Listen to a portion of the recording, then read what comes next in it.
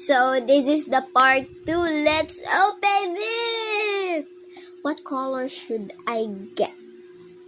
Sige guys, i-open na natin! So, happy ako ngayon kasi tapos ko na yung modular ko, tapos meron pa akong dumpling! Na-open siya guys.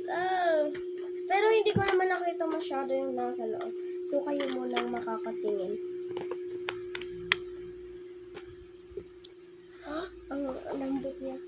I wish I got the blue or pink or glitter.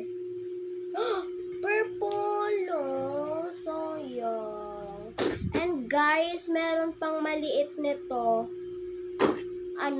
Kulay 45 pesos siya. Tapos may nakita pa akong uno na maliit. Sobrang liit. Ang cute niya, guys. Pakinig niyo ba? Ang sakit sa tenga kasi may bubble sa loob.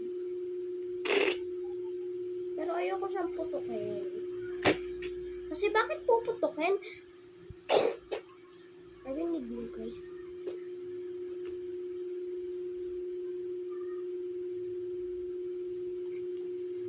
The freak.